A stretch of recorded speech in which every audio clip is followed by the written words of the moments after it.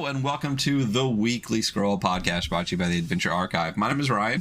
And I'm two goblins in the trench coat. And with us today, we have a special guest, W.F. Smith, also known as Prismatic Wasteland. How's it going this morning, evening, afternoon? Night. How are y'all? Great. Thank you. So we're good. Stoked to have you on. Words are hard. We know what we're doing. Yeah, here we go. So maybe for some of those that don't quite know who you are or where they remember your name from, could you just tell us just a little bit about yourself? Sure. If you know me, it's probably from my blog, The Prismatic Wasteland. I've been running that for a couple years now. I also hosted the inaugural Bloggies Awards recently. You might also know me from Barkeep on the Borderlands, which is a project I kickstarted last year for Zine Month, which is coming out very soon. Yeah. Very excited for that. Yeah, I think I remember when we were talking about that. I think it was last Zemo, and it kind of got big. It kind of blew up, huh?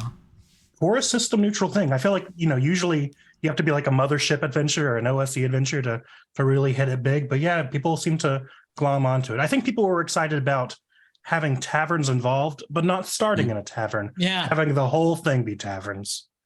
Yeah, I mean, I think I also like the whole the pub crawl trying to escape being executed. Whole I think it's fun. I also think the art style and kind of like the whimsical nature of it is like very attractive when you look at it. You're like, oh, I definitely like, I definitely want to get this, Yeah, I'm definitely big on kind of whimsical. That's why I love working with Sam O'Malley, who did the cover and a lot of the interior art as well. But even the other artist who I kind of chose with an eye for that kind of same sense of whimsy. It's cartoonish, but it's cartoonish in kind of a unique and OSR-y kind of way. Sam O'Malley does a great job for that. Yeah, I think we've talked about this before, but art on a Kickstarter, specifically for a Kickstarter, and I don't want to say it has nothing to do with the game, but like if you put great art on a crowdfunding project, you can really pull a lot of people that aren't necessarily like, how do I say it? Like not fans of yours, you know what I mean? Like you can pull a lot of the people that are just like, oh, this looks really neat, and get them into a game, as opposed to people that have been like following projects or following similar projects and do it in. So art becomes such a huge part of Kickstarter.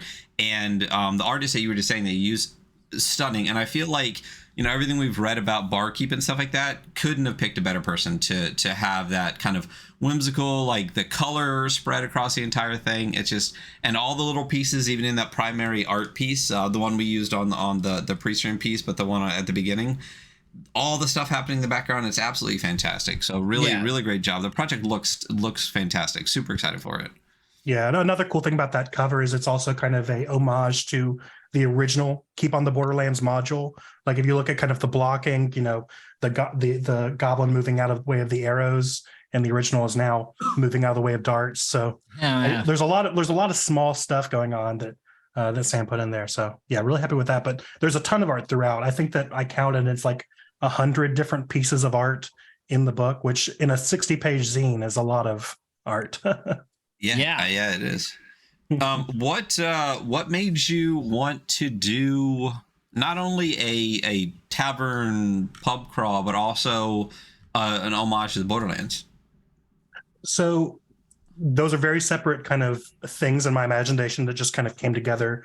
But in terms of pub crawling, this idea came to me sort of during the earlier stages of the pandemic.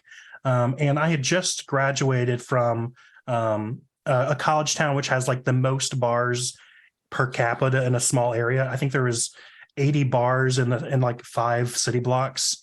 And it's a heavy bar crawling, pub crawling kind of culture. No bars served cover fees. So like every single night you go and you're hitting, at least 5 or 6 different bars that night. And that was just kind of the culture that I was missing, especially because like I wasn't going out as much because I was afraid of dying like everybody else. And so I wanted to do a pub crawl. And at the same time, I really do like Keep on the Borderlands. I wrote a post on it, and I still get angry alt-right messages on it every now and then, because it's basically saying that the original Keep on the Borderlands, if you read the tone, sounds like propaganda. Like it makes the Keep sound like a totalitarian like police state. And it's like, why are we actually going into the caves and killing these people? So this is kind of a play on that, because this takes place in the same setting, but hundreds of years later, like a couple hundred years later, where the keep is sort of industrialized a little bit. It's, basically colonized these formerly goblin and orc lands. And it's kind of a more metropolitan place, but still has that edge of colonialist kind of atrocities to it, especially with the monarchy. Ah, America. Yeah, you gotta fit that America. You can't have bar crawling fun without also the unfun of like they're goblins being oppressed. Yeah. Yeah, I'm very stoked for the project. I'm especially stoked for I love the little things, and you have to go thematically with the Kickstarter project. You have coasters, right? Yeah, that's right. There's a little 4 coaster set also by Sam, and those are logos from a couple of the bars. Yeah. Okay. Cool. Yeah, I'm very, very stoked for that, and then the art and everything. I think this project is like a lot of fun. I guess we kind of already asked what your where the idea for the project came from. But so you're like a very big, we were kind of talking about this earlier. You're like a very big blog guy. And you like just held like this bloggies. That was kind of your idea, right? Yeah, I tossed it around with some friends like in Discords, but yeah, I was the one who took on the yoke of running this year. So the plan going forward is that, the same way that a city will host the Olympics, the bloggies each year will be hosted by a different blog. And so next year, I've already talked, and Zedek plans on hosting next year's bloggies. He won this year's with the idea that maybe, each year the winner of the platinum bloggy will host the next year's. Oh, very cool. But yeah, so it was like a tournament bracket of a bunch of different blogs. It was a lot of fun. Yeah, with everyone in the bracket, are you friends with them? Do you know them, or are there some people? Because what if someone wins and they're just like, nah? I mean, of course that could happen. No, I don't know all of them. I know a fair number. I want to say that I'm friends with maybe half of the bloggers on there, but I'm in several different kind of servers that are blog focused or blogger focused. So I know a lot of bloggers who were included as well, but kind of the initial, narrowing down to just 64 posts, which was tough because I had like a list of 400 posts from last year, which is a lot to narrow down. So I had a bunch of, I think 50 or so blogger friends who kind of helped me narrow it down. But yeah, absolutely. Somebody who I don't even have their email because that's the way blogs work could have won. And I'd be like, okay, but Zedek was like, I would love to host next year's. So, and good to him. He had an amazing post. His was that D&D's obsession with taxonomy, and it was published, I think, around the time of like D&D 1 or whatever they're calling it, removing race by calling it species or whatever. Yeah. D&D 1, the one D&D to rule them all. Yeah, gotcha. Yeah. So that we're massive on this show. If you've ever watched this show, Ryan and I, massive D&D fans. Huge fans of 5e. Favorite game. So kind of in that vein, like Barkeep is system neutral. And we're gonna repeat this. So when you sit down at your table and play, like, what is your like choice system that you run in? So for this, the 2 systems that I kind of recommend, they span a spectrum. One is Cairn by Yo Chagao, and it is kind of the post OSR kind of rules light kind of game that fits almost anything, perfect for 1 shots or 2 shots. And my other recommendation is on kind of the opposite side of the spectrum, and that's Errant, which is very much kind of like not heavier necessarily, but very kind of procedural, a lot more room for growth among the PCs, and probably better for like a long-term campaign than just a 1-shot. Errant would be a lot of work for a 1-shot, I think. So those are kind of my 2 for this. For one of my favorite systems is Mouse Ritter, but I wouldn't recommend that for this just because it's a human-sized adventure, not for mice. Right. Yeah. Mice have no business bar crawling. Though somebody can convert it to Mouse Ritter, I think that would be interesting to see. Go. But the and we talked about this a bit before too, but Cairn and Errant are, like you said, very opposite side of the spectrum. Like Errant's kind of whole thing is like, here's a stack of procedures, like, let's make the whole thing. It's a system of procedures, which was an interesting read the first time I read it. Completely different from Cairn. So your idea is basically like, if you want to run it as like a one shot, lean more into Cairn. If you want to run it as like more of a long term situation, kind of lean more towards an Errant.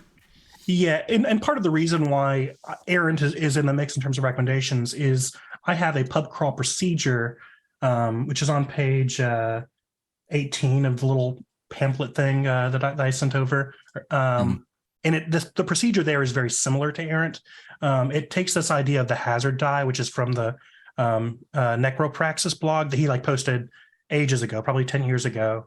And it's just a really helpful kind of quick system for DMs to proceduralize a lot of stuff. So that way, this ties in the drinking rules and stuff. This helps determine how drunk players are getting as they're going through the bars.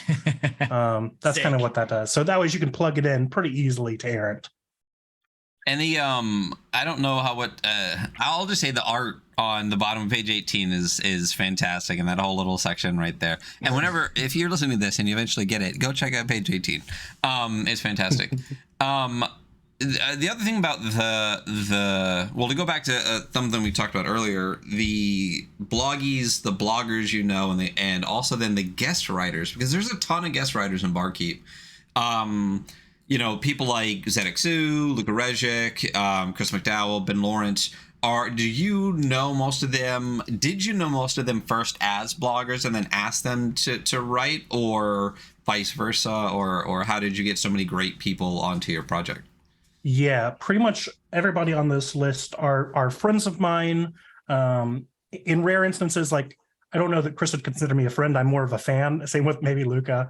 But they're people that I, know from kind of blogging and talking to them that way. But most of them are just kind of friends, and some of them reached out to me. Some of them I reached out to.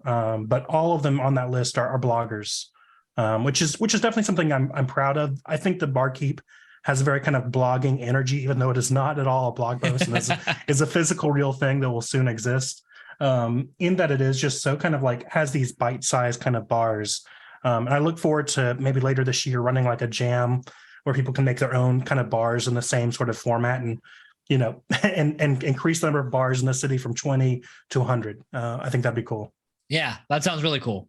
Very cool. I really do like, I don't know if we talked about it on podcast before, but like the very whimsical nature of like the art and like the setting. And I know like earlier you said you were like very much inspired by Adventure Time, right? Yeah. I think that's more for my Prismatic Wasteland post-apocalyptic project. But in terms of the art, Adventure Time is definitely, and even just the way I run games is very inspiring.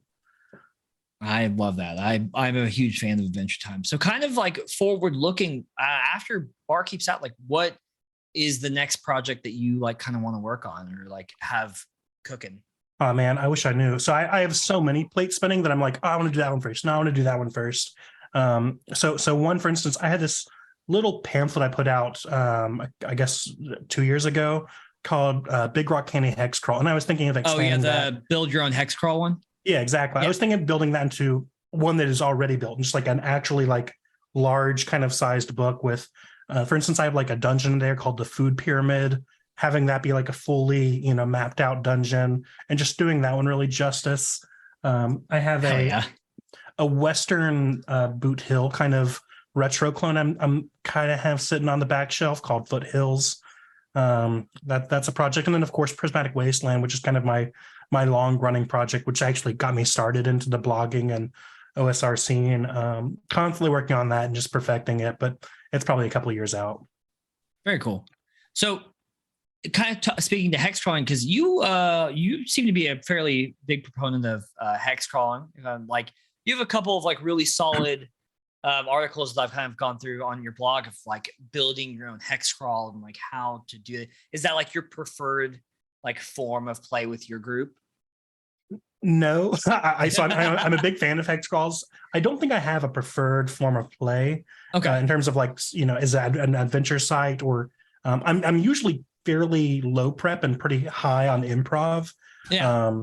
Which doesn't lend itself to a hex crawl because hex crawls are humongous amounts of prep. Yeah, you need you have to build a big map. Yeah, I mean, hopefully that I wrote kind of two articles with a checklist, which is hopefully kind of narrows down the prep you should do, but it's still a high prep thing. That being said, I do really enjoy when I have the time to like create a hex crawl campaign running one of those, just because it offers the most kind of freedom of choice for the players. And as a GM, I like being surprised, which is part of why I don't prep. I really don't like prepping because I don't want to be hemmed in. Like one of the worst feelings, I think that most GMs have had this, is like where you put an adventure in front of your players and they're like talking amongst themselves like, oh, why do we want to do this? It's like, well, it's what he has, prepared. And it's like, oh no, I don't want you to, I don't want you just to eat the meal that I made because I made it. I want you to want to, so, and because of that, I try to like very low prep. That way I'm not even unintentionally or like, in the back of my mind being like, oh no, go this way. Yeah. I'm like, go wherever, dude. I'm equally prepared for any of this. That's my preferred way of doing it. There you go. Okay.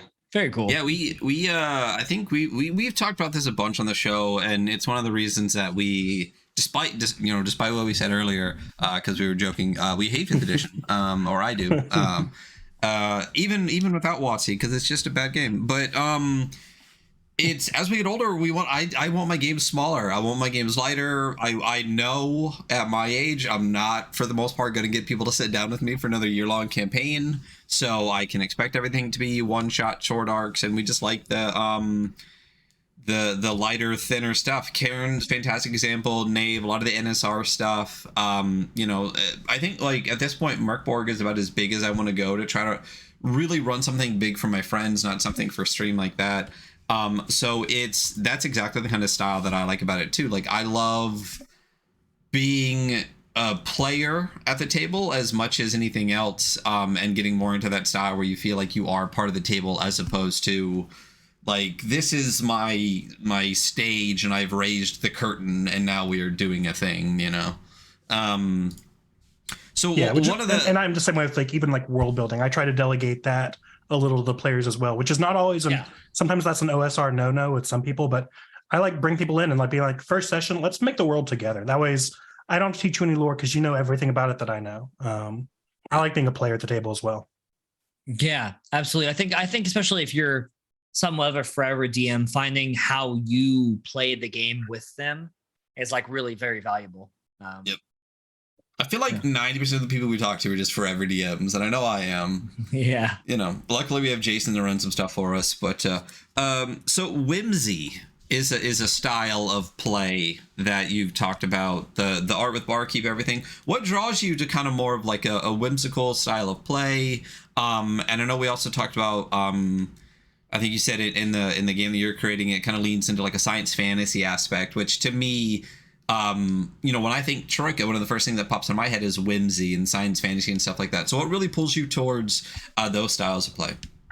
Oh man, that'd be tough for me to answer. I feel like I'd need like a psychiatrist to like sit me down and be like, why do you like whimsy and not, grimdark? But for whatever reason, some people like Morkborg and kind of like the grimdark metal stuff. To me, that it just kind of bounces off me, and I like more of kind of the light. And even whenever you're playing kind of with whimsy and maybe a little cartoonish as kind of your base, and then you bring in some sort of horror element, that makes it even more horrific in my mind. So I just kind of like that as the base. That's the base layer, and then whatever I put in front of it is kind of the game. But I like that as kind of the starting point. It's like, this is light, this is fun. We're here to make jokes. I'm not even really sure what whimsy means fully in games. I just know that that's kind of the attitude and the style. And Troika, which also art by Sam O'Malley. So maybe what whimsy means in RPGs is just art by Sam O'Malley. Maybe he should trademark that. Oh, very funny. But Adventure Time is definitely a big touchstone, I think, for what whimsical maybe is, and especially in the realms of science fantasy. And actually, that series is a really great example of like how you can make something whimsical, and then when you drop something horrifying in it, you're like, oh shit, this is fucking horrifying. Yeah. So I like really respect. I'm sitting here now thinking like, how can I make my game more whimsical so I can horrify my players more? See, I'm definitely like a one-note fucking edgelord when it comes to games. I like mud and blood, and then Hunter loves magic and wizards and all this kind of stuff. Love magic. And I'm pretty much like, magic is awesome, right? But like, I like settings where magic is so rare and dangerous that seeing it's kind of like the same kind of concept as like the whimsy when you drop horror in. It's just like when you see it, you're like, oh shit, as opposed to it being everywhere. So that's why I like the really mud and blood, more kind of dangerous setting, and I like Merkborg. I think one of the critiques we've talked about before and other people have talked about with games like Merkborg is that it if it all feels like one note, if everything's horrifying, nothing is horrifying, kind of thing. So it is a great idea to bring, to kind of have like a base level of whimsy. Or you could do Merkborg and throw in some whimsy and people would be like, what the fuck is going on here, So, I think just having the different notes in it is fantastic. So obviously you're a big blogger, right? Like you're saying that the game got you into blogging got you to Barkeep, a lot of bloggers in Barkeep. What really drew you to blogging in the first place? Because like I read some blogs, but like I guess I should have assumed but never really thought about how like the blogging culture and that there is one. What kind of draws you to that? What kind of drew you into it in the first place? I'm a latecomer to the OSR. By the time I came to the OSR was already dead. This was like in 2020, basically. And a lot of the stuff that I was reading were old blog posts. So stuff from Necropraxis, stuff from Grognardia, stuff from All Dead Generations, Papers, Pencils. And all of these kind of old posts were like really just kind of, just jogging my imagination, making me want to be like, here's my version of how to do that, because that's how so much of blogs are. It's like, here's my rules for, fucking how to hit somebody in the face. And it's like, that's okay. That's cool. I'm going to do my own spin on it. Or I'm going to take your lockpicking rules. I'm going to apply them to hacking computers. And I just really love that kind of open source communicative. Also, it feels so fucking old school in 2020 and 2023 to be making a blog like that. Just like, it's like there's Twitter and it's like, but then again, Twitter's awful. I'm on there for the dunking and for the, the subtweeting, but blogging is actually like a productive use of the internet. Like I'm reading stuff to spark my imagination, not just like rile me up and make me mad. I guess. Wait, sorry. There's a productive use for the internet. And apparently with blogs the whole time. Yeah, it's not as easy to monetize, so so nobody ever hears of it. It's just blogs and cavities. That's what we get. Everyone's getting their Substack and everything now. It's interesting too because like you would think that. I don't know. I guess I feel like I think, but also obviously no, it's not true. It's not easy to blog. Like it really isn't. Like I always feel like I have something to say, and then I sit down and write, and I'm like, oh, that was 2 sentences long. I don't have anything to say.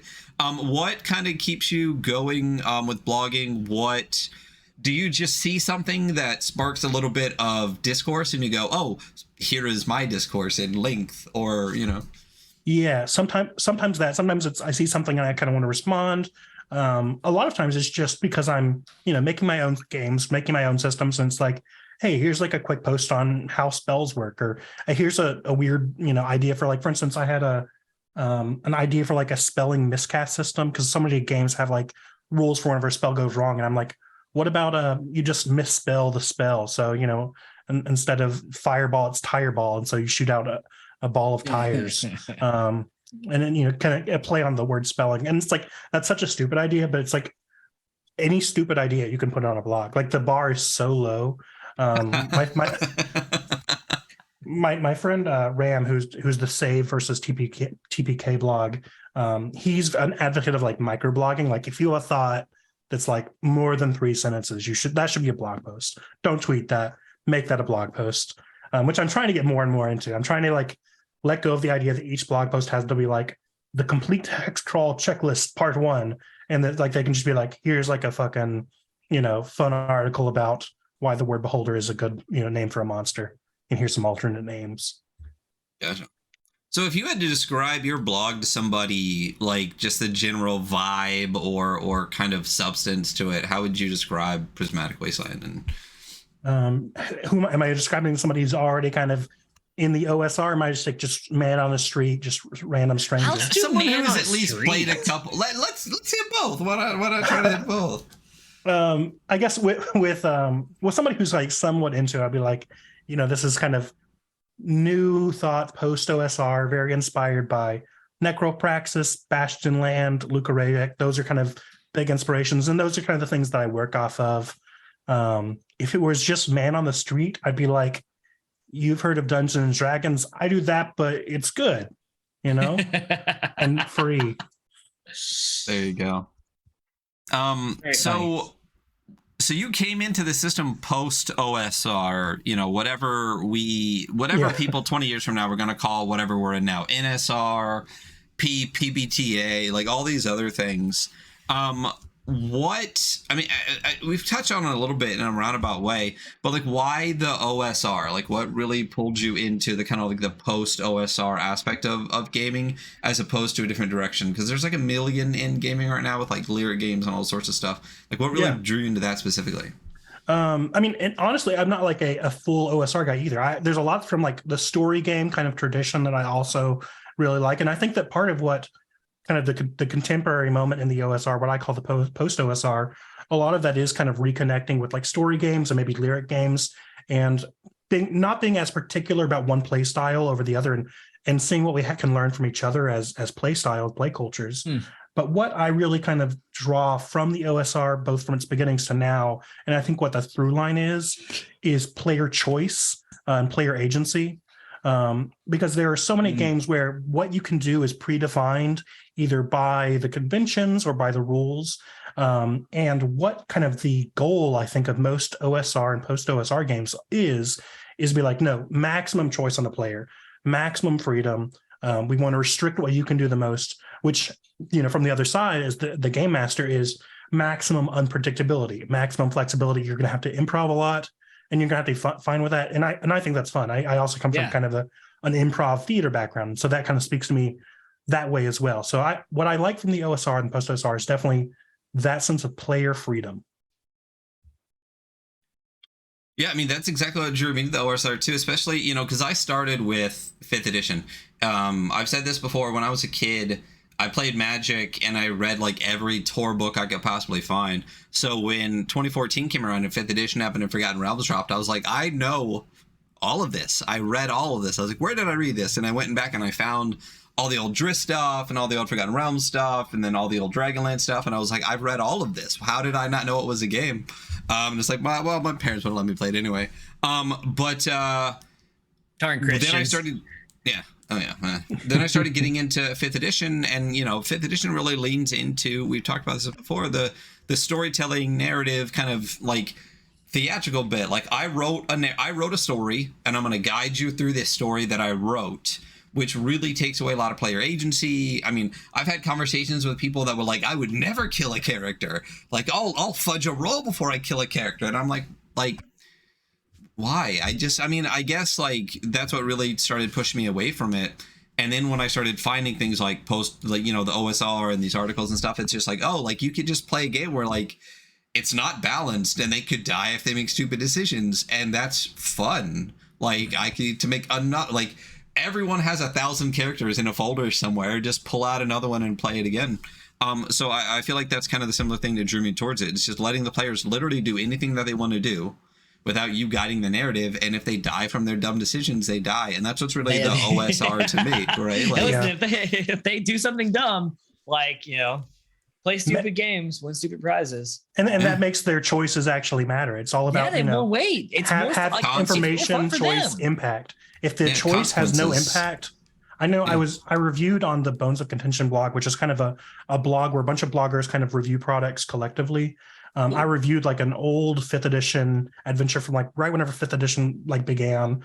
And it kept having these things like, if the players all, lose all their hit points, here's a way you can like, they get kidnapped, or like they wake up the next day and it's like, no, they're dead. They're dead. Yeah, the play culture for 5th edition is just so, it's character focused, because character building is the game, and it's all about, backstories and stuff, which I think in terms of like play cultures that are diametrically opposed, it's not story games and OSR. I really think that it's probably the modern, OC, original character, 5th edition play style and OSR that are the least compatible, which is sad because a lot of people who are OSR GMs have 5th edition players. I'm like, please play this niche game I found online. It's like, no, I want to play D&D, because it's just a mismatch. Well, I like the OC thing that you said, because that's what you see a lot. Like, it's you create a character, you pay someone to make art for your character, you write a 5-story back page for your character. So of course you don't want it to die right away. You know what I mean? Like, I spent all this time. I went to Hero Forge and I made a mini. Like, I am now. This is just me. I am invested in this character, and if I died, it would be a travesty. And you got gyms that will play that up. And it's like, I love playing games where you're like, do I need like a backstory or whatever? Like, and they're like, nah, you don't. Like, you can just. You don't even need a name. You're not gonna last that long. And I'm like, cool. All right, that's the game I want to play right now. That's it doesn't have to be death. Like, yeah. Go ahead. I was saying it doesn't have to be death either. It just has to be consequence. It can't be, door A or B, and it's like either one you choose, you're fighting the same ogre. Yeah, and I agree that like the consequence of action makes the game more fun for everybody, and like a little bit more on edge too, and exciting. But like for me, I'm like, when I like was more into like kind of that OC thing, like personally, like I've had characters that died in 3.5 that I just played later on in a different game. Like, the character doesn't go away. Like, I still have the character sheet. It's not like I shredded the sheet. Like, that character is then is part of my personality that I just put on the table. Like, I just play it later on. I don't care that it's like I'll buy a mini for a mock the mediocre. Like, he's coming back at some other point. But yeah, I mean, I am also of the mind that like I'll kill you if you do something that gets you killed. Like, you're gonna die at the table. Like, so you should make logical decisions that would make sense in a real. But that's the whole thing sense. is you're not killing them. They made I do not get them to kill anybody at the table. They killed themselves. Consequences is what a lot of it boils down to. I think for me is just like they should matter. One of the things you just said where it's like whether you go through door A or door B, like you still go to the same room. And it's funny because when I ran 5th edition, I would do that shit all the time. I'm like. It's the illusion of choice was something I would use all the time. That's like preached to 5th edition DMs, like the idea of the 5-room dungeon. I mean, that's basically that's what that is. It's a dungeon that you're not making actual choices. You're going through 5 rooms in order, and they basically are just like story beats, like climax and thing and stuff. And it's like, okay, this is just like pre-written. I'm a big fan of the random roll dungeons. Where I don't I don't know what's in the next room either, man. Well, it's I've definitely improvised some dungeons to great effect. If you go through #DM tips, it's funny looking at it now versus like 5 years ago. Because 5 years ago, I'm like, oh, okay, yeah, that's cool. And now I'm looking at it, I'm like, are we just joking? Like, have we just decided that like that we're just fucking with all of these people because of the ridiculousness of this? Like, lazy DMs and all these other stuff where it's just like, here's all of this, here's how to run a story. And it's just like, that is a style of play. It's just not a good one. And I think that's about where I am with OSR and everything like that. So, when you run something like Barkeep at your home table, like you wrote all of this, you wrote the pub crawls, you wrote all those kind of stuff. How do you go about kind of incorporating that into the games that you play then, to make sure that they're not just, a consequence-less, story that you're telling? Some of it is system, but in terms of Barkeep specifically and the ways that the adventure writing goes, there's like a timeline that I have that basically these are things that happen unless the players intervene. And I think that is one of the most helpful tools you can have in a published adventure to keep yourself honest, basically. That way you're not, having it, okay, well, the ogre's going to attack no matter what on this day. It's like, no, if it's still day 4 and you've not found the antidote, here's what kind of terrorist act the goblins are doing. Or like if it's day 6, this guy's going to die. And, here are the consequences. Or even stuff like as simple as, and these are things that like the players may have never actually even get involved with. There's like a prime minister election going on during this Mardi Gras type raves. And there's like the election results are like somewhat random. There's like a bell curve where one candidate, the incumbent, is most likely to win. But the players have the ability, and it's, both in that little section, but also kind of throughout, there's like little parts where they might get ballots or ability to influence a parliament member. And they might be able to switch it the other way and like establish a full-blown revolution that causes a magocracy to overtake the keep, and like just like different paths. Like there's no prescribed ending to Barkeep on the Borderlands. And in fact, a good example is like from the playtest. In one of the playtests, a character, like without knowing that it was the heir, the monarch's son, that they killed him sight unseen immediately. So like the rest of the campaign was like them running from, royal guards and such, and they took one of the bars, which is 2 hot air balloons that is pulling a wizard's tower.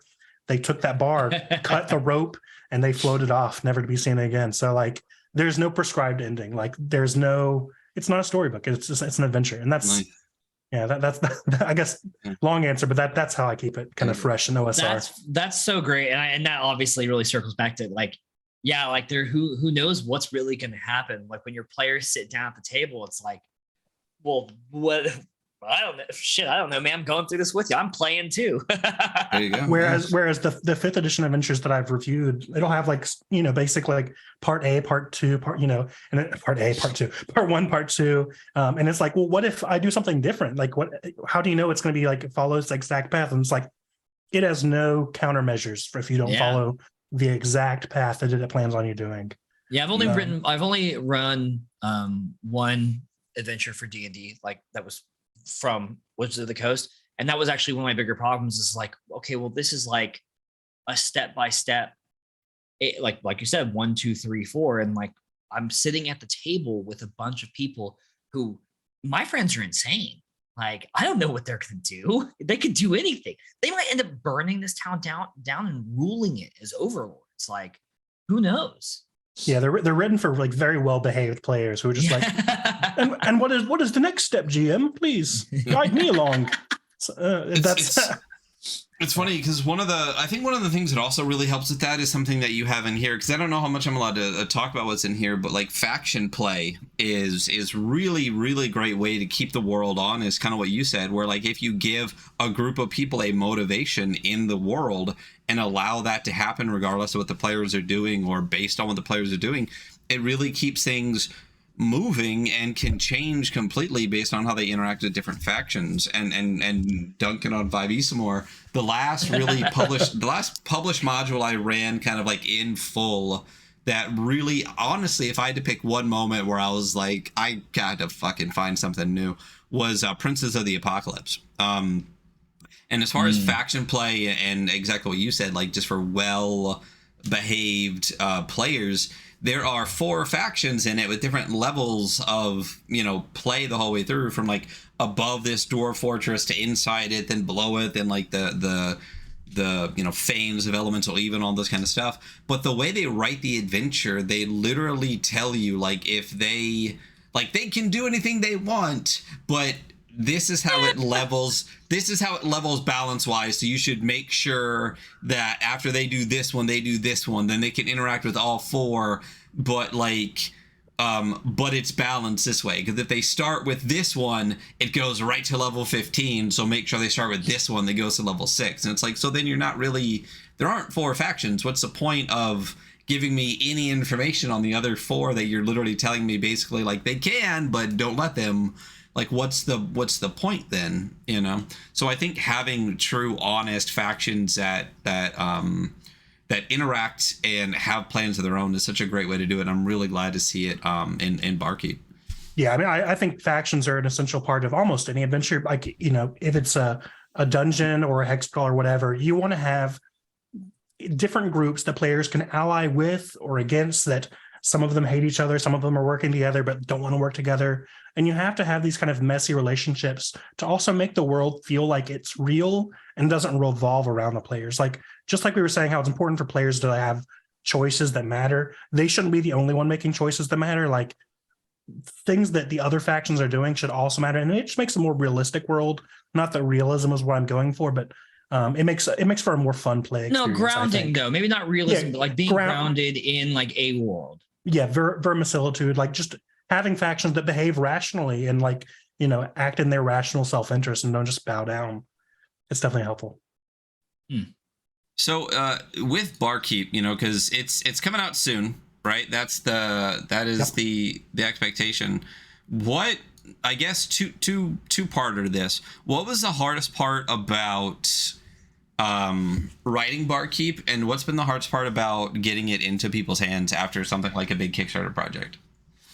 The hardest parts are mostly logistics because there are so many people. If you look at the credits page, there's some people on the writing and art sides that I was working with, 10 authors and 20 plus artists at all times and just kind of coordinating all of that. And then even now, like shipping and stuff, luckily I am working with like a shipping partner, but it's been really hectic of like shipping costs are really high because inflation and because it's just unfortunately really expensive to ship things, outside of the US. And so just like having to be like manage people's expectations.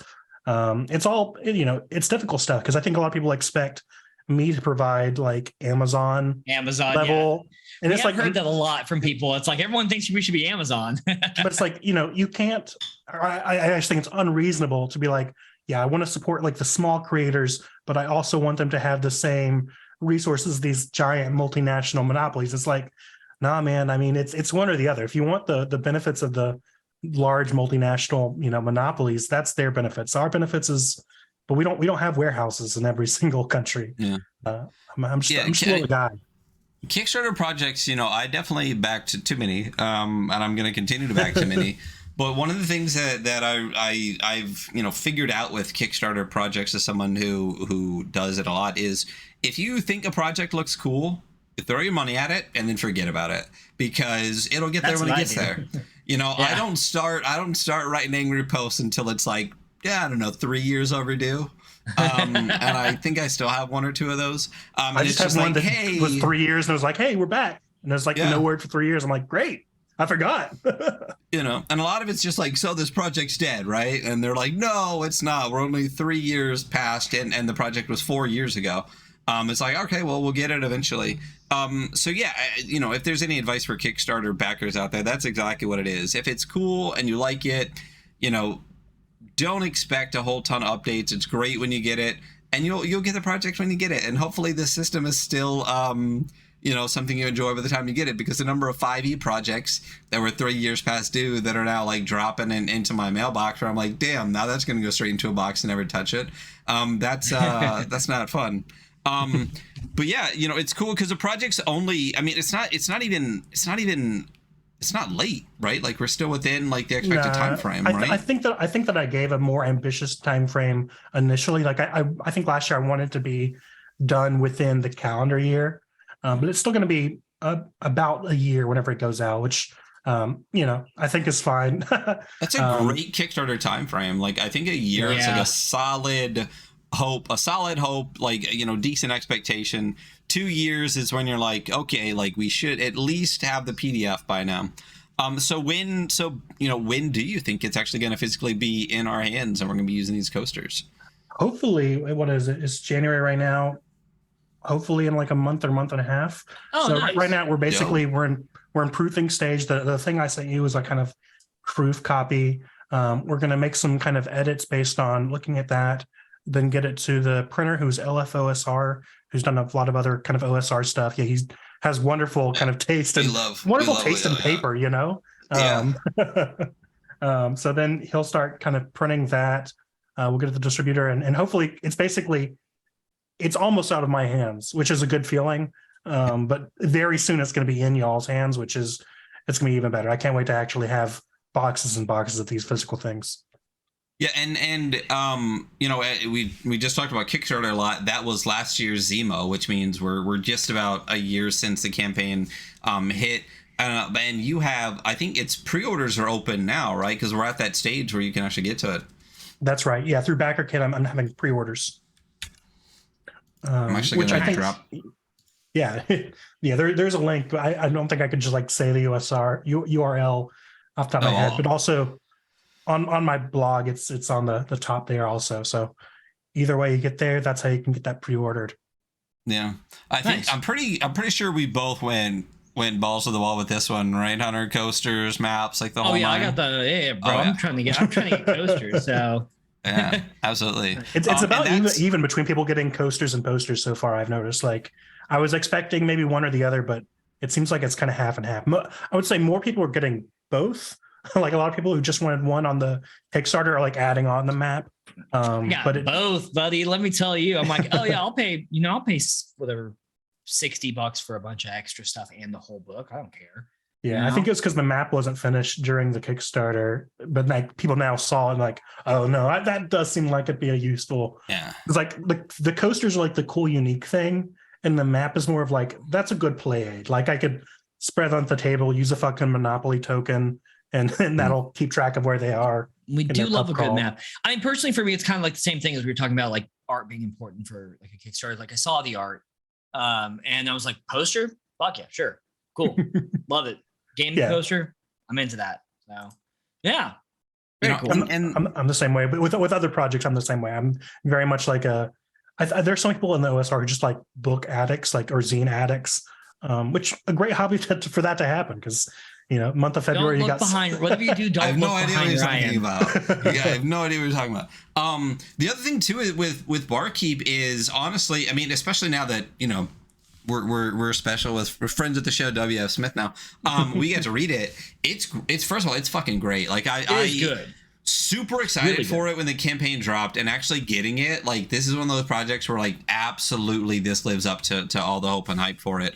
And it's extremely reasonably priced. Like if you hop on the pre-orders right now, the zine itself, which I think you said it's about 60, 70 pages. It's basically it's almost like magazine size to stay a zine.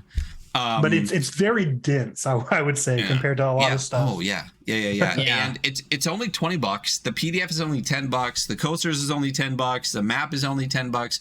I mean, that's a very reasonable price for the quality of the art, for the quality of the writing, for what appears to be the quality of the product itself. Very, very highly recommend. I dropped the link in chat here. I'm gonna drop the link, Jason, remind me, onto our the YouTube VOD and everything like that, so when people are watching that they can find it. But I would very, very highly recommend it. I feel like this was on our most anticipated, I think last year was Zemo, and now that I can actually see it, I almost want it to be a most anticipated for this year's Zemo, but like it's already done. We just need to get in our hands. So that's great. So besides the pre-order, we've talked about your blog a ton. Like where can someone actually find your stuff and find your blog and read your things?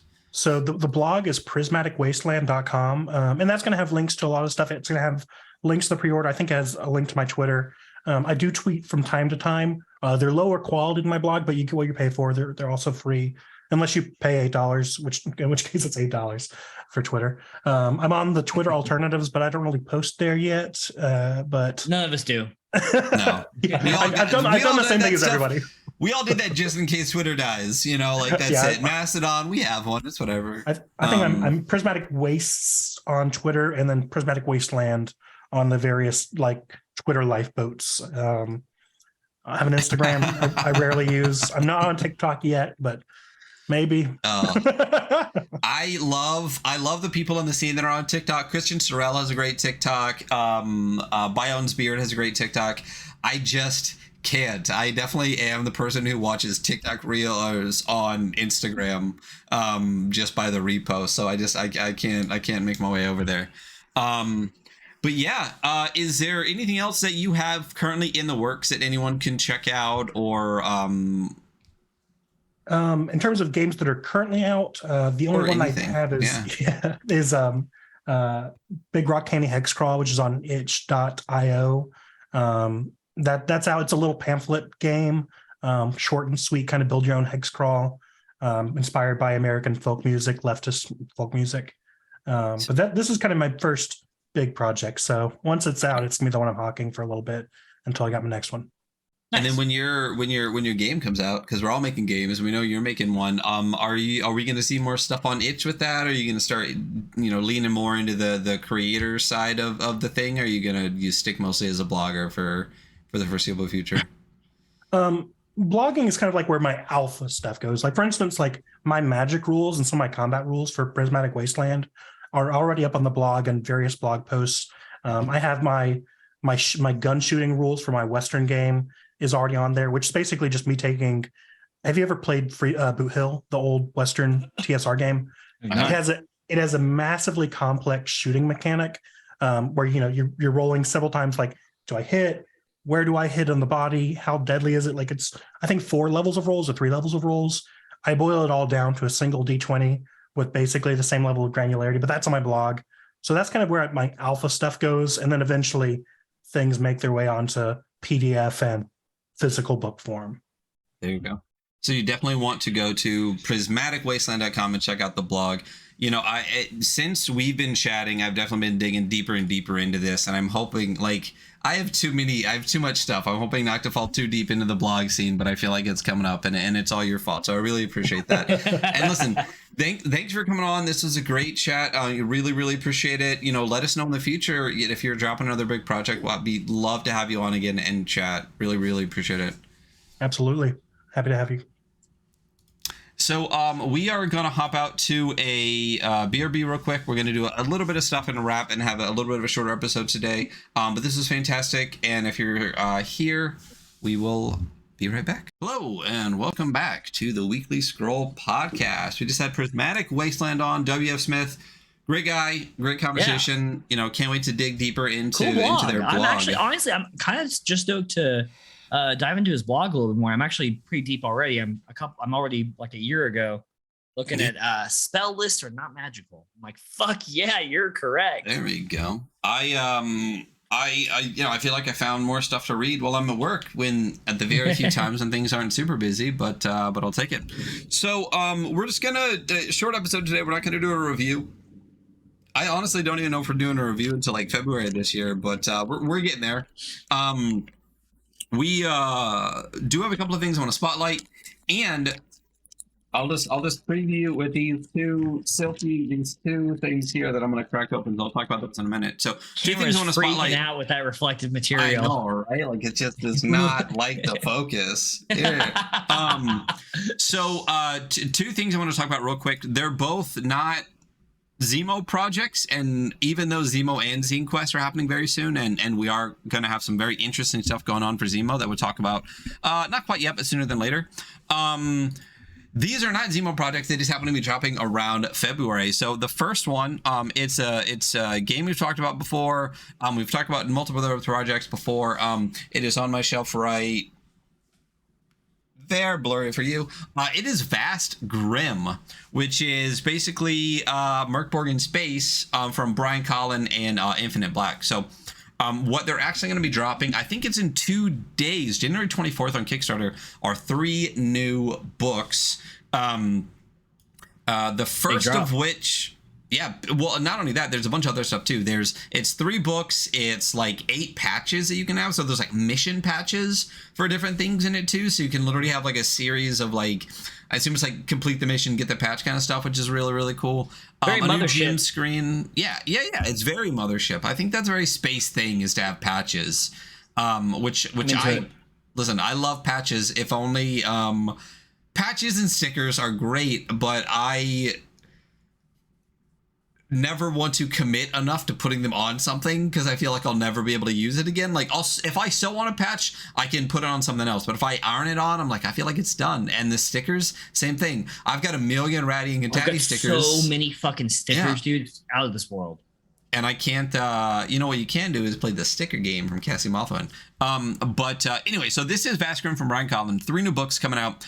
We're going to get Blood Altered, which is a multi-adventure campaign with new subclasses of monsters. We're going to get Space Raiders, which is new classes, factions, and a hex crawl set in a region known as the Graveyard, with junker ships controlled by a Space Raider faction. That feels very,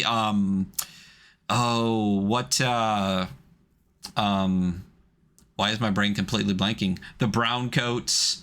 It was like the greatest sci-fi show ever, but got canceled after 1 season. Oh, Firefly, but the movie where they have like the Remedy. Yeah, but where they fought like the crazy fucking the fuck. Now those guys. There we go. That's where my brain lost it. Reavers. Kind of sounds like a Reaver situation to me, and I'm really into that. And then we're gonna get Space Cruisers, which includes starship creation rules, space combat rules, and new locations. So I would say the only kind of knock I think I had on Vaskrim, it looks gorgeous. The book is amazing. Is it really kind of felt like Merkborg in space? There wasn't like a ton of adapted stuff to it. So I'm super excited for this project because it feels like there's a lot of the stuff I felt like was kind of missing from the first Vaskrim.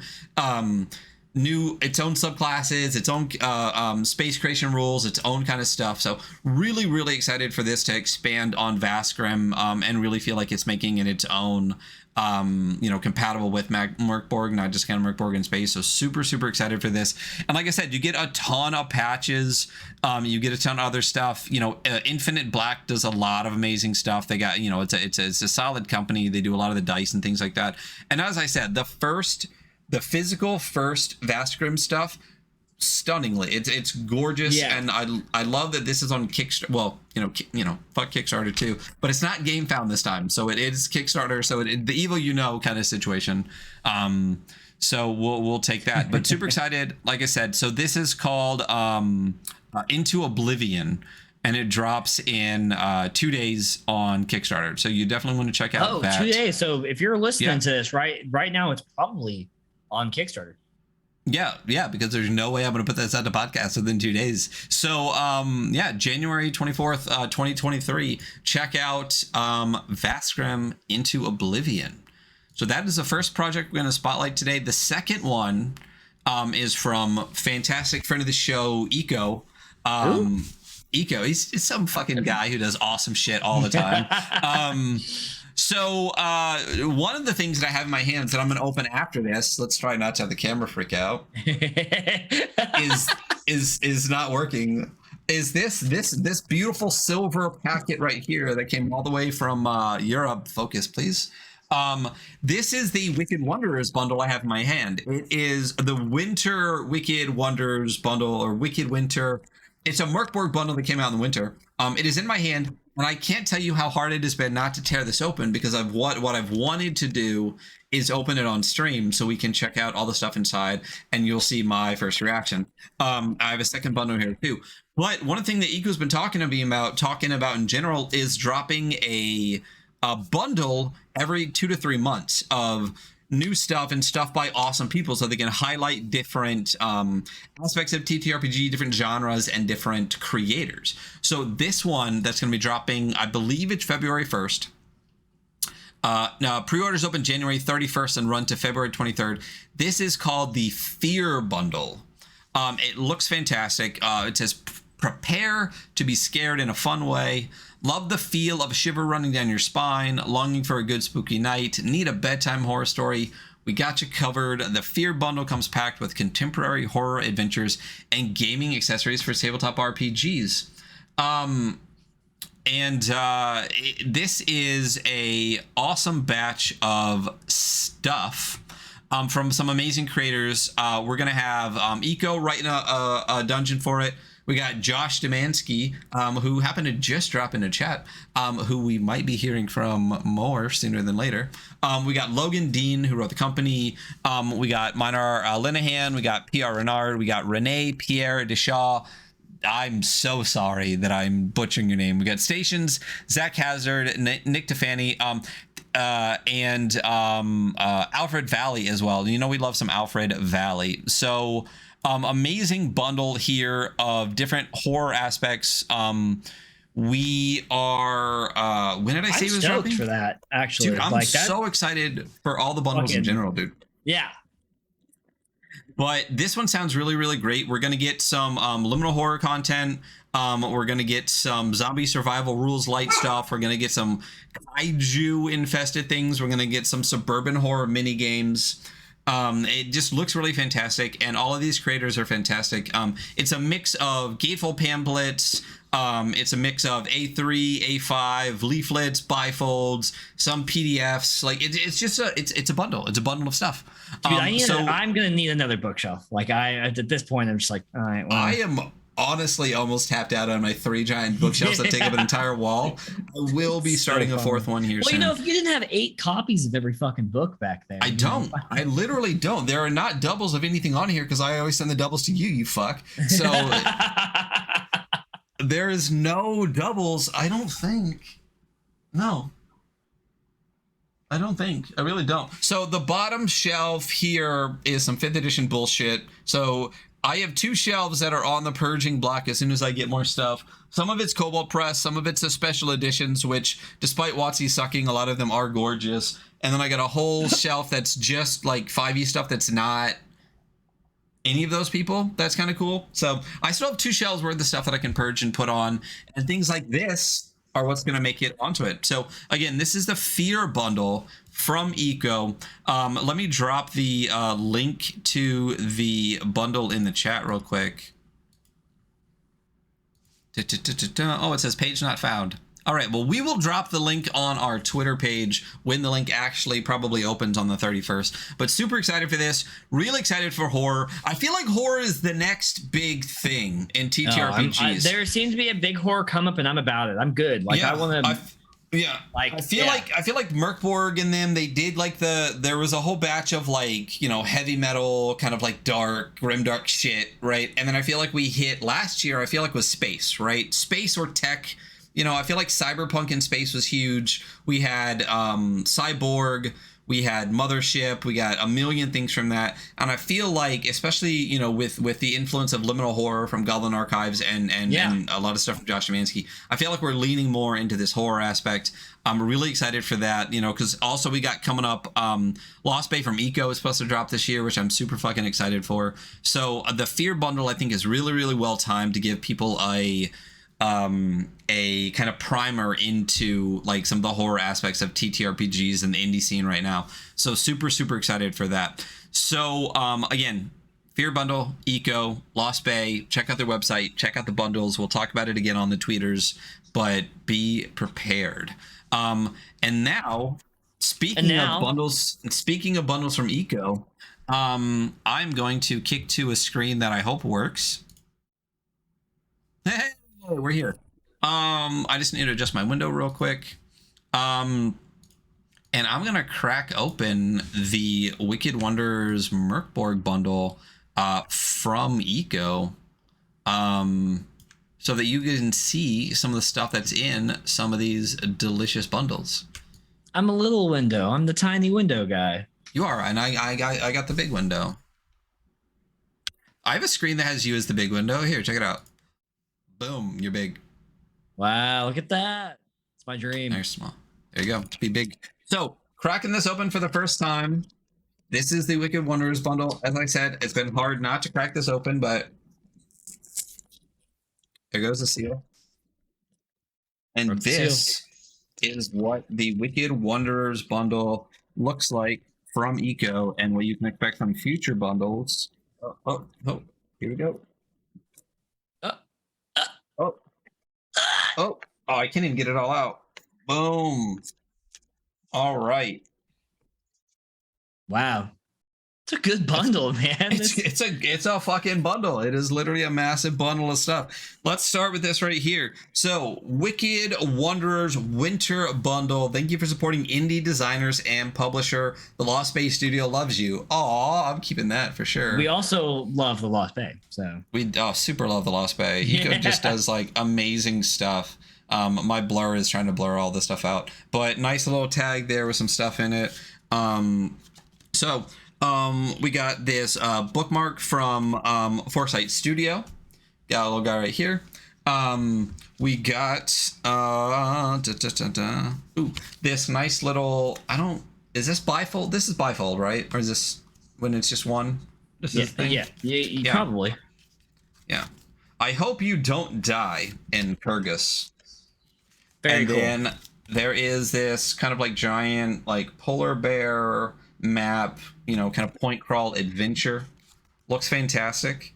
Really excited for that. I used to know everything that was in this, and now it's been too long and my brain doesn't work. So it's a surprise. Yeah, so it's a surprise to me as much as anyone else. So I'm excited to actually sit down and read this. I'm just kind of showing this off. This is from Nier. Great stuff. Definitely check out their Instagram and stuff for more adventures. Constantly writing stuff. This is a solo prison crawl by Philip Jensen. This is one that I've been super excited for. This is actually an adapted adventure for Dark Fort. So for any of you big Merkborg heads out there, Dark Fort, I'm gonna turn this fucking blur off for a second. so it stops blurring this stuff out. You guys can see very clearly what's behind me. So this, anyone that knows Dark Fort is it was like the solo pre-Merkborg. So this is actually an adapted version of Dark Fort and an adventure for that, which I'm really, really excited for. There's not a lot of Dark Fort content out there. And it comes with a bunch of like character sheets and things inside of it too, which is really fantastic. So this is more of like a kind of like a folder holding all of the content inside. And Phil Jensen does some really, really awesome stuff. Boom. Oh, very cool. We got some very Merkborg looking Merkborgy stuff. This is a solitary silo. I can only imagine this is from the creators of Solitary Defilement. Also, Max Moon just dropped the Solitary Defilement box, which is up there on the shelf. So another piece of fantastic content here. We got very, very pro Max Moon podcast. Oh, just a bit. We might love them slightly. just a little bit more content there. Boom. A couple of Sonderfall maps. What else we got here? It came from the West. This is from Nier as well. Look at how beautiful this map is and how clean it is. Look how clean that is. Very nice and clean. Yeah. Rated and Burning is this nice dark spot on this very crisp. Seriously, the quality of all this stuff is really, really fantastic too. And I mean, that's a lot of stuff I've already gone through, and we still have a lot more to do.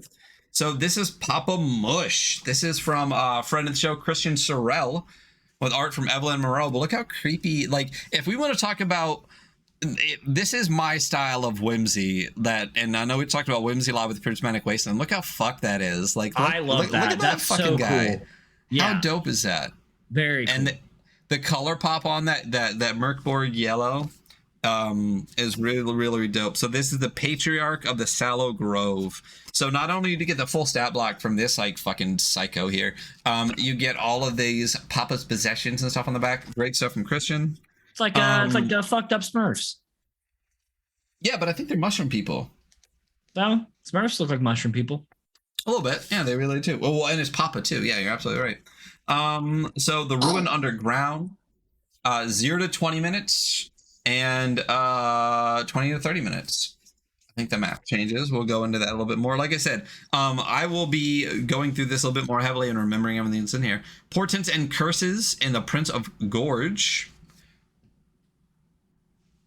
Looks great. It says for solo play. Dude, this is like a very stacked package. It's stacked as fuck, dude. Like, and look at this. So this is a cross stitch from Foresight Studio.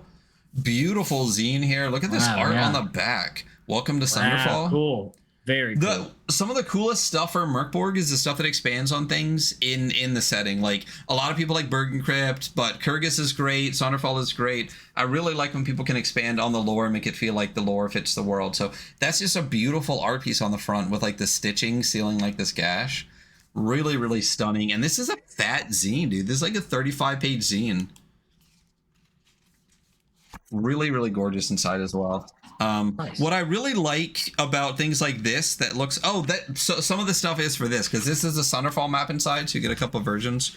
What I really like about things like this, even just flipping through, because we've talked about this before, there's a lot of stuff out there for Merkborg, and I think sometimes people don't realize that a lot of the book in Merkborg is readable. It's not all art. So I really love opening up and seeing actually readable, non-super art the fucked out pages, because that's a lot more of the style. Like, look at the readability in this. Like, it still feels like Merkborg, but it's got, you know, big, beautiful art pieces, or it's got like big full page stuff like this. But for the most part, seeing as this is an adventure, it's all readable. So for all you people that say Merkborg is just an art book or all butthurt by the art style, first of all, good job, Johan. Look at the readability in this. This is exactly what I want from a Merkborg zine. This kind of stuff that Christian Eichhorn does a lot, and it's fantastic. More stuff from Nier Whispers in the Darkness. Again, with that crisp logo. Cool. That's really cool. Yeah, they just do a lot of stuff. And this is like a 12-page zine. Again, look at the readability. It looks fantastic. Really excited for this. That's great. I'm still going. Oh, I got to the last one. So 4D20 swords, which are not +1. It's funny. I was listening to Cartelian Clamor the other day, finally catching up on their podcast, and they have one where I think they're at Dragon Meet, and they're talking to like Matt Sanders and Chris Bissett and stuff, and they're just ripping on +1 swords as like the worst magic item.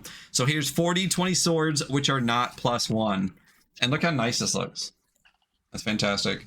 So such a funny like, yeah, +1 sword does kind of suck.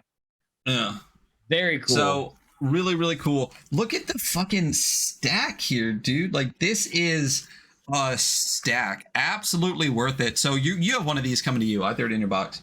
Nice. And again, it's 2 hands now at this point. So yeah, so that is the Wicked Wonders bundle. This is the kind of stuff you can expect from Eco every 2 to 3 months from great content creators, great artists, great everything within the indie scene. I can't tell you how stoked I am that he's doing something like this. That's really, really neat to be able to pull so many different people together in a theme like this. It's really fantastic. The other bundle that I've been meaning to open is also from the Lost Bay Studio. So it's another crisp silver foil that's fucking up the camera, but another bundle that they put out, a little bit different. This is actually from Emil Bovin, who did Dirt. They recently released the Electrum Archive, and Electrum Archive 2 is dropping in February. So this is actually the Lost Bay Emil Bovin bundle. So I think I might have some doubles in here, buddy. So you might be getting some more stuff. But that's the Emil Bovin bundle. Cool. It is, because I already have a very nice, crisp, beautiful LFOSR version of Durf. But here is another beautiful version of Durf. So I think this is coming to you, pal. Sick. So we're gonna play some Durf. Dude, I can't. This was on my list of top 5 games last year. Like a Durf, I fucking love it. This is everything I want, and the art style is absolutely beautiful. I do really enjoy the art style. Yeah. Oh, dope little sticker pack. How cool is that? With skulls and stuff. Nice. This is one of the reasons I actually also wanted to get this. I think you'll like this one, buddy. You don't get this one. There's only one. Yeah, that's pretty cool. I've seen it. I want this on a fucking shirt. Emil, can you make a fucking Emil Bovin shirt and just put this on the shirt? Just make it a black shirt with like the white art coming up, and that'd be dope. So this is alternative magic rules, spells, and spell books for Durf. Really, really cool. I love the way they do spells in that, and it's a nice little, like, what is this size? Is this A5? Like it's bastard size. But it's still 18 pages long. Super dope. Lair of the Gobbler, which the LFOSR combined version I have actually has both of these together into one zine. So this will also be going to you, buddy. Sick. Yeah. I'm getting all kinds of stuff. You get that stuff. And then we have the Electrum Archive.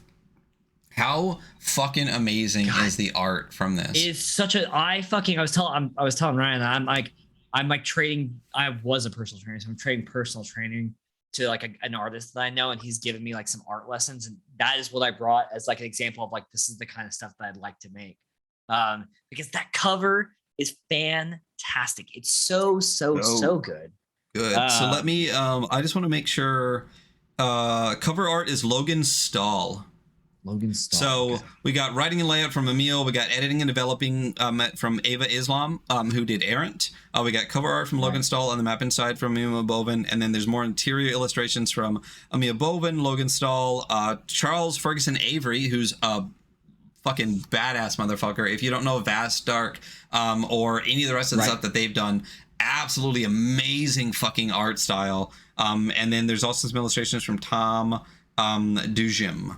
So this looks great. What's interesting about this, we talked about this earlier, or we have, when we get zines that are like bowed open because there's too many fucking pages in it, this is a really interesting, I don't know what this is called. It's still a zine. It's not perfect bound, but they give it an edge. If anyone knows what this is called, yeah, exactly. So, and as a look at this. Look at how nice and God, so how many pages? How many so pages much is that? I honestly, like, after a certain number, like it's gonna happen. But after a certain number of pages, just like, okay, well, yeah. Come on, man. I'm so excited to physically hold this in my hand. Listen to these inspirations here. We got Cairn, obviously, Mouse Ritter, Elder Scrolls, Sodalar's Wake. Oh, I don't know what that is. And White Hack, which is fantastic. Ultraviolet Grasslands from Luca Rejic. Dark Sun and Eberron. Love Dark Sun, Eberron. Vaults of Varn, Mothership, You just don't Nausicaa. like Eberron because there's technology that you fucking nerd. It's not that it's technology. I don't like the weird, like, magic punk. Like, I fuel my dirigible with an air elemental stuff. It's just not for me. If it's for you, no, I feel my dirigible with demon blood, you know? Yes. Yeah. Yes. That sounds perfect. Make that. Vault of Barn, Mothership, Nausicaa, Through Ultun's Door from Ben Lawrence, Wormskin, Into the Weird and Wild from Charles F.A., Azag, which is wonderful, Errant, Maze Rats, Thousand Islands, Roadside Picnic, Dune, Book of the New Sun by Gene Wolfe. Been getting a lot more Book of the New Sun love on Twitter lately. Book of the New Sun fucks, read it. Malazan, good luck reading all of it, but that's a good one too. Stormlight Archive, Brandon Sanderson's something called Kill 6 Billion Demons. I don't know if you know about that one. I've never heard of that ever. I don't sing its praises on an almost daily basis. Constantly. So if you know me personally, I have tried to get you to read it. Yes. And then there's the gorgeous map inside. And if I know if I read correctly, this is also from Emil. Look at this map of Ornn. Yeah. So issue 1 of T of the Electrum Archive is Ornn. So so obviously the PDF is already out, but physically holding this in my hands, it's nice. Like, it's real nice. So very excited for this. Very glad I held off so we can open it on stream. I'll toss this in your box, buddy. I'm keeping this stuff. And we got the Electrum Archive. Derf! Yeah, dude. So at some point, maybe if I talk about it on stream, I'll actually do it. Probably not. But at some point, my plan is a stream called Side Quests. It'll be on the AP side of the Adventure Archive. We are under the Adventure Archive umbrella here. And my plan is to have like one shots, 2 shots, 3 shots of different systems. So I can, all of these beautiful systems that I have behind me and all of these things like Derf, I can run on stream, give you a little primer or an intro, and maybe even get some of the creators to come on or people that have written stuff to come on. Already talking to a couple people about coming on as players or coming on as people that are going to run games. But Derf is one of the reasons I even thought about doing that, because I just want to fucking play this game. It's so good. So the plan is to call it Side Quests. My hope is to have it up and running by the end of February. So we'll see what happens with that. So that is our episode for today. Great chat with Prismatic. Yeah. We got to open a couple of bundles from Eco at the Lost Bay. Again, check out Vastgrim in 2 days on Kickstarter. Check out the Fear bundle coming at the end of the month.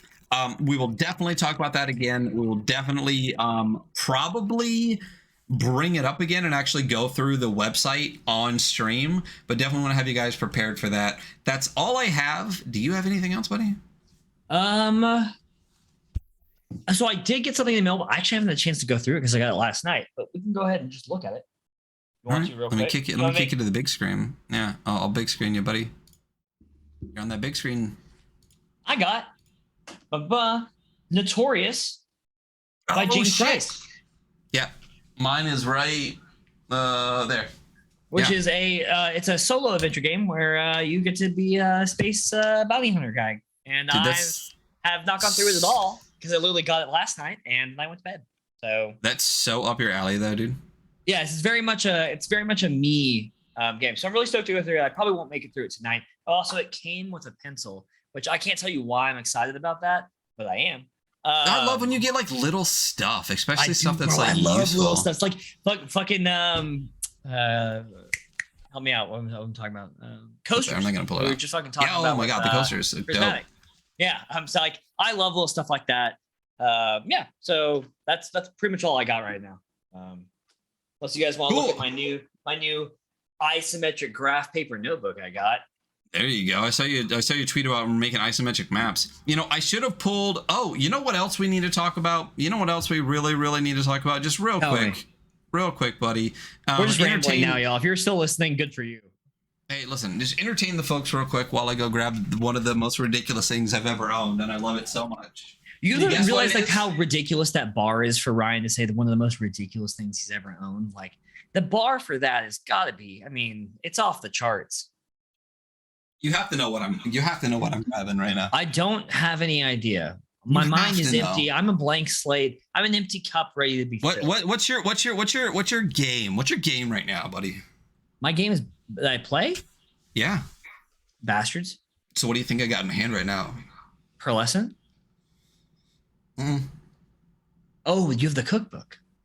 The cookbook. So great. So great. Oh, Bastard Special Day Cookbook. Hilariously dumb idea. Dude, I love just how dumb and awesome this is. Like, it's so good. Bastard Special Day Cookbook. We got the Micah logo on the front here. We got Micah. We got Orbital Intelligence. We got Monkey Paws Games. It's what's crazy too is if you look at it, each individual cover is thicker than the amount of pages inside because we know how big Bastards is. It's not big. This is from Spear Witch, and I love this Spear Witch sticker that comes with it with like the flowers. Micah sent me Pearlescent. Oh, you got one of these? Yeah, because I got two, so now I'm gonna keep both. Beautiful sticker.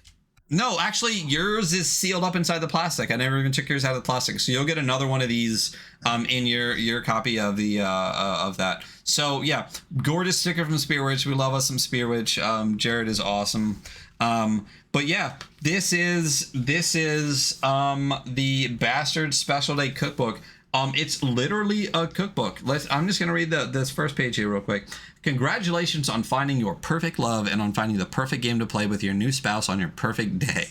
This is an abbreviated version of the Bastards Pearlescent Edition rule set featuring just what you need to get a game running. I know that the days leading up to the wedding can be hectic and you'll have time to read the rest of the rules on your honeymoon. Suitable for simple old-style role-playing fare, my synthesis of dragon games into the one I want to play and run. This is not a complete system. There are gaps, though fewer than ever before. You can fill them. I believe in you.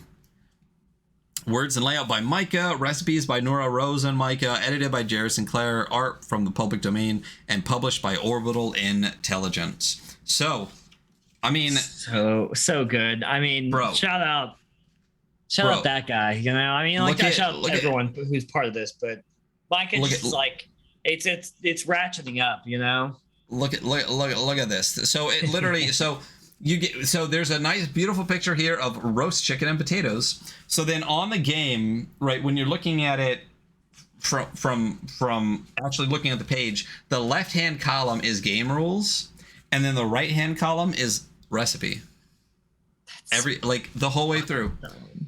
So fucking dumb. God. It's so amazing. It's so amazing. So stupid. Stats and luck. We got some cheddar biscuits.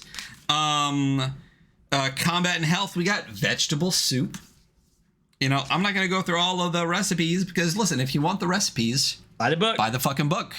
Go to Spear Witch. I don't even know if they're still available because I have a feeling these went really quickly, but just look how amazing this is. My only knock, and it will be a perpetual knock. This is my physical version of hyperlinks from now on. Write shit on the bindings of your hardback books. I don't care what it says. Just give me a little Micah logo even, like right there. That's the only thing I would say. So funny. Hey, have you gone through Bastard's books of monsters yet? I've gone through some of it, but not all of it. It's so funny. It's like I'm like X. There's nothing. Like, hey, I made a cover. It's like an X. Everything is like there's nothing here. It must be a mistake, and that's the whole thing. So yeah, I'm really fucking. Yeah, Bastards has really been hitting it lately.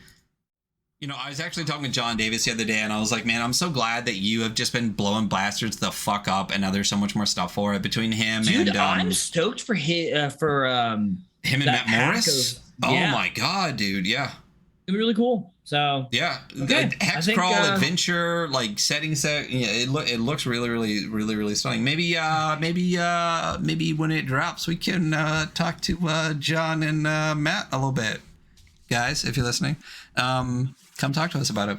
Friend of the show, John Davis and Matt Morris, who also did like Karens and Karenog and stuff like that. Right. Got super obsessed with Mouse Ritter for a long time and wrote a shitload of Mouse Ritter stuff. I got some of the stuff over here, and now hopping on to Bastards. So really excited for more of that. Micah's friend of the show. We love some Bastards. If we can get our schedule to work out, We're going to continue the Jerky and Swamps streams. I messaged him yesterday and today. So dope. So hopefully with that coming. So that's a little bit of a roundup of some of the stuff that I've got recently. I put a lot of it actually up on the shelves because one of the things that we are abso-fucking-lutely going to be going over sooner than later, Soul Burner.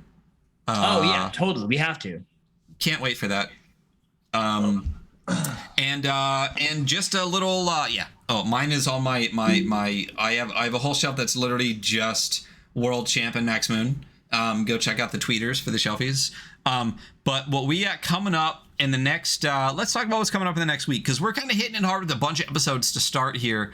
I had to postpone one, but we got Aaron motherfucking King right. coming on Thursday morning. We're gonna chat. Thursday. We're gonna chat some PBTA. We're gonna chat some Patchwork World 6E. We're gonna chat all that kind of stuff. And a week from today, we are gonna have somebody who actually hopped in the chat just a bit ago, Josh Demansky and Goblin Archives. We're gonna have them on. We're gonna chat with them, and then we're gonna do our first actual, I guess, game read through, because Patchwork World is a game, but it is also kind of like a primer for PBTA. But first, like, I'm really stoked to go through. It's a very interesting. I'm into that. So yeah. Yeah, I'm really excited for it. But like, real first, like, thorough game review. We're going to be doing Liminal Horror from Goblin Archives, and with a bunch of stuff from Josh Mansky. Very excited to have them both on. Very excited that they're both West Coast, so it's actually on my time zone for a while. Why are there so many fewer West Coast people than everyone else? Probably because West Coast living on the East Coast, motherfuckers. So... West Coast, best coast, bitch. And that's it. That's all I got. That's what's coming up. And then sometime next week we'll announce a lot of the stuff that's going on during Zemo. So stay tuned for that. That's it. I'm taking a nap before work. Hunter, it's always wonderful. You can find all of our socials everywhere that you're actually reading or seeing this, so I'm not going to go through it. Love you, buddy. So fucking lazy. Yeah, we are the Weekly Scroll on the Adventure Archive. You can find us on YouTube at the Adventure Archive. Find us on Instagram at the.weekly.scroll, and you can find us on Twitter at weekly_scroll. My name is Hunter. That is Ryan. Have a great day, great evening, great tomorrow, and we'll see you later.